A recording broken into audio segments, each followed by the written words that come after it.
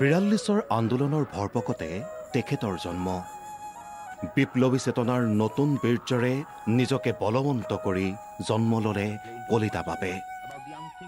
মৰিলে স্বৰ্গ তৰিলে দেশ ধ্বনিত দেশৰ আকাশ পাতাল মুখৰিত, কণ্ঠে কণ্ঠে নিনাদিত ভাৰত ত্যাগৰ বজ্ৰধ্বনি। এনে এটা সময়তে ভূমিষ্ঠ হৈ এই মানুহজনে মন বান্ধি আহিছিল সমাজক ভাল পোৱাৰ, জীৱনক জয় কৰাৰ মানসিকতাৰে।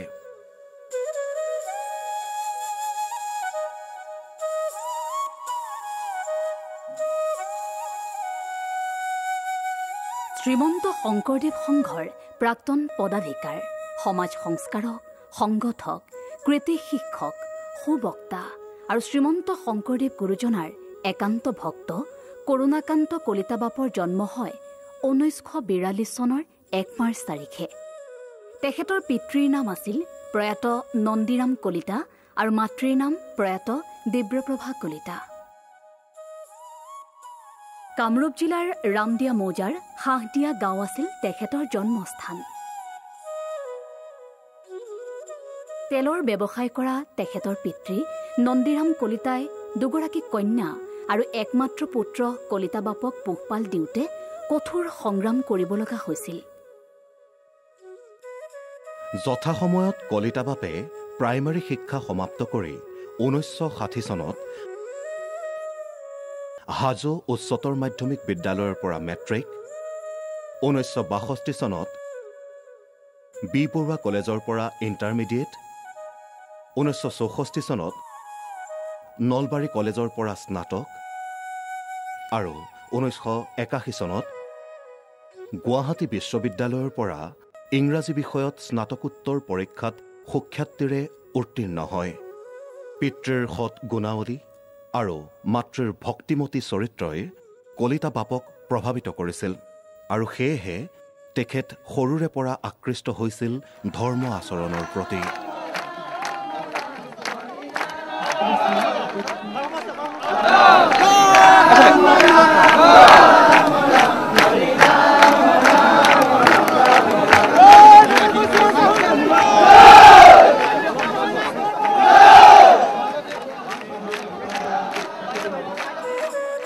ৰামায়ণ, মহাভাৰত, অন্যান্য ধৰ্মগ্ৰন্থ অধ্যয়ন কৰাৰ উপৰিও তেখেতে জ্যোতিষবিদ্যা অধ্যয়ন কৰিছিল আৰু যোগ সাধনাত ব্ৰতী হৈছিল। 1969 চনত তেখেত শ্ৰীমন্ত শংকৰদেৱ সংঘৰ সংগী হয় আৰু ভক্তি সাধনাৰ ক্ষেত্ৰত জ্যোতিষবিদ্যা, হস্তৰেখা বিদ্যা অন্তৰায় বুলি অনুভৱ কৰি সেইবোৰৰ চৰ্চা পৰিত্যাগ কৰে আৰু উপদেশদাতা মাধৱ চন্দ্ৰ ভাগৱতীৰ উপদেশ পালন কৰি মহাপুৰুষ শ্ৰীমন্ত শংকৰদেৱ আৰু মাধৱদেৱৰ ৰচনাৱলী, চৰিতপুথিসমূহ একান্তভাৱে অধ্যয়ন কৰে।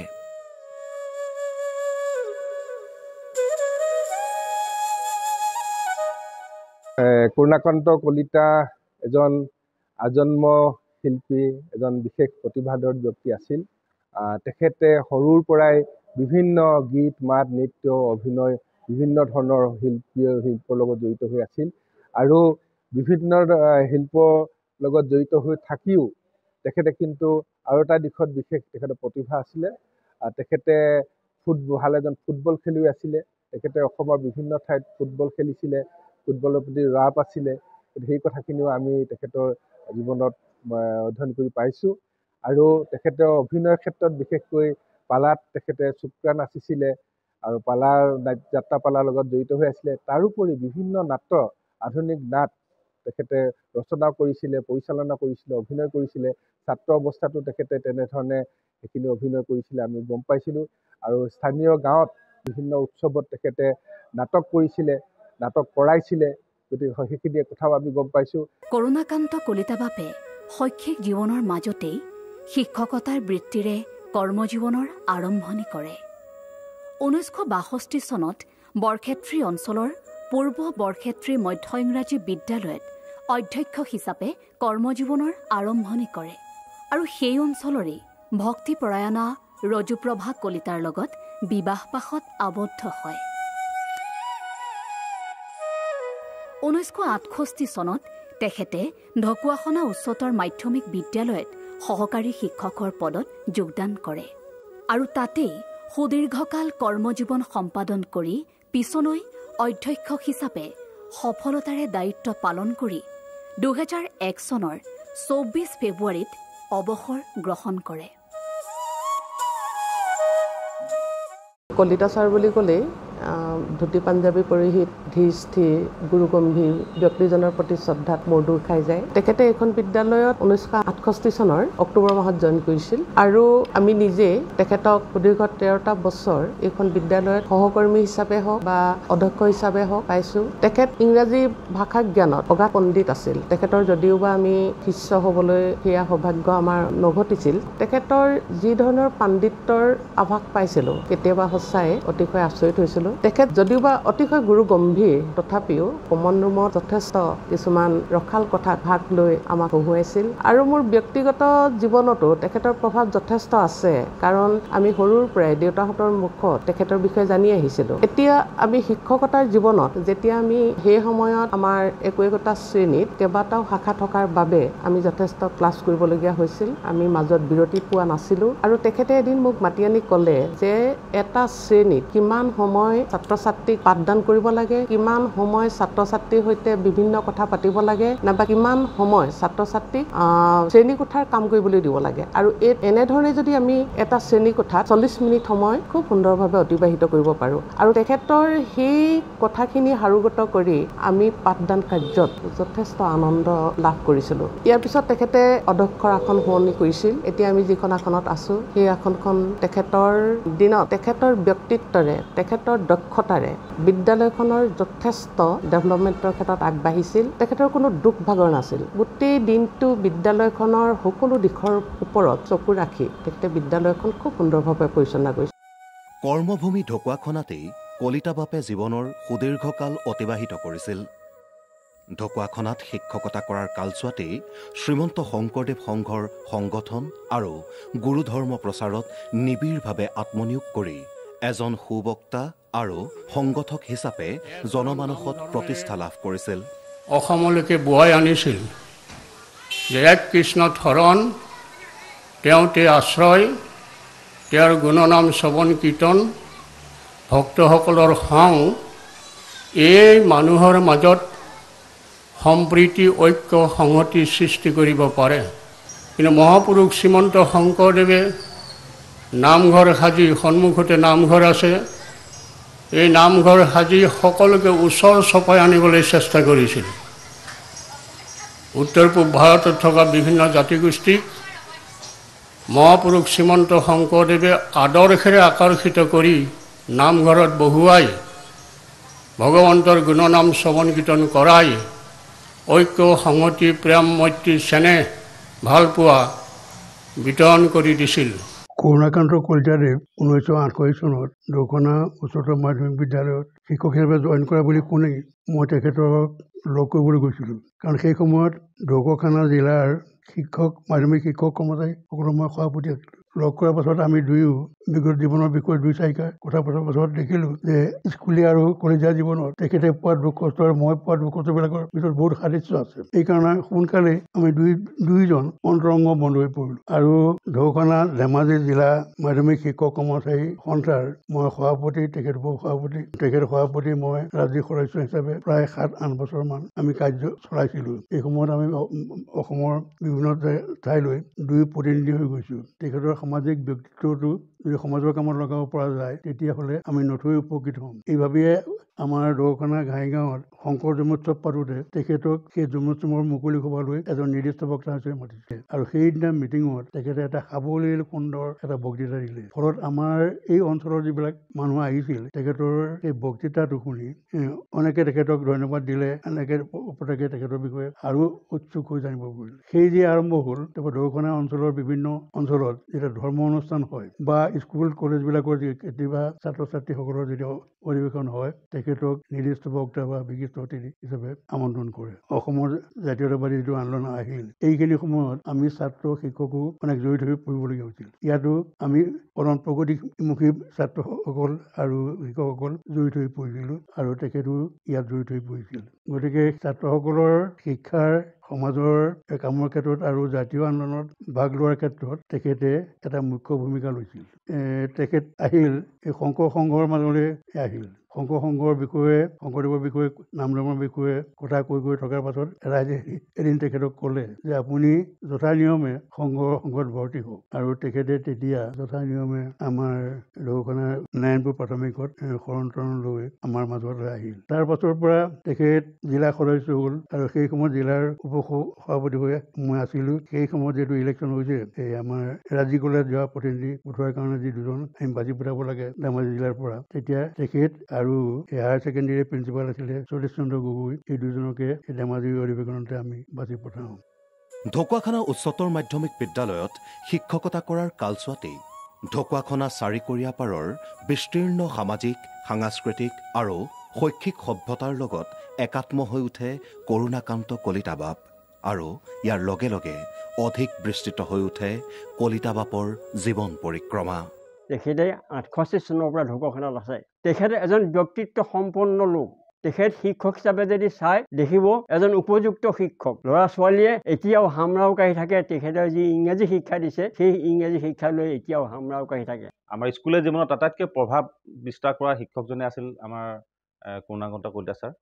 শিক্ষক হিচাপে তেখেতে এজন উপযুক্ত শিক্ষক আছিলে। প্ৰাক্তন ছাত্ৰ হিচাপে ছাৰৰ পৰা আমি বহুতখিনি পাইছিলোঁ। আমি স্কুলীয়া জীৱন পাৰ হৈ যোৱাৰ পিছতো আমি ঢকুৱাখানা কলেজত পঢ়িছিলোঁ। ঢকুৱাখানা কলেজ হাই ছেকেণ্ডেৰী পঢ়োঁতে ডিগ্ৰীত পঢ়োঁতে আমি যেতিয়া ইংলিছৰ কথাবিলাক নাজানিছিলোঁ আমি ছাৰৰ ওচৰত টিউশ্যন কৰিছিলোঁ। আমি হাইস্কুলত পঢ়াটো বাদেই আমি কলেজলৈ যোৱাৰ পিছতো আমি কৰুণাকান্ত ছাৰৰ ওচৰত আমি ইংলিছৰ টিউশ্যন কৰিলোঁ। তেখেতে ইংলিছ ইমান সুন্দৰ পঢ়াইছিলে আৰু সেই ইংলিছৰ আমি আজি যিটো কথা যি এটা কথা জানিছোঁ তেখেতৰ পৰা আমি জানিছিলোঁ। কাৰণ আমি ডিগ্ৰী লেভেললৈকে তেখেতে আমাক ইংলিছ ব্যাকৰণ ইংলিছ পঢ়াইছিলে আমাক। কাৰণ আমি ইংলিছৰ যিটো মানে ABCD যিখিনি কথা বা যিখিনি কথা আমি ইংলিছৰ বিষয়ে জানিছিলোঁ সেই গোটেইখিনি কথা আমি শ্ৰদ্ধা কৰুণাকান্ত ছাৰ দেৱৰ পৰা জানিছিলোঁ। তেখেত প্ৰিন্সিপাল হৈছিলে ঢকুৱাখানা হাই ছেকেণ্ডেৰীত। প্ৰিন্সিপাল হোৱাৰ সময়তো তেখেতে যিমানখিনি কৰিছিলে তেখেতৰ সেইখিনি আমি কৈ শেষ কৰিব নোৱাৰোঁ। আৰু দ্বিতীয়তে তেখেতৰ যি পৰিয়ালটো তেতিয়া আজিৰ যুগৰ যিবিলাক শিক্ষক, আজিৰ যুগৰ এছাম শিক্ষকে টিউশ্যন কৰি পইচা ঘটি লাভবিলাক থাকি যিটো আছিলে তেখেতৰ দৈন্যতা আছিলে ঘৰত,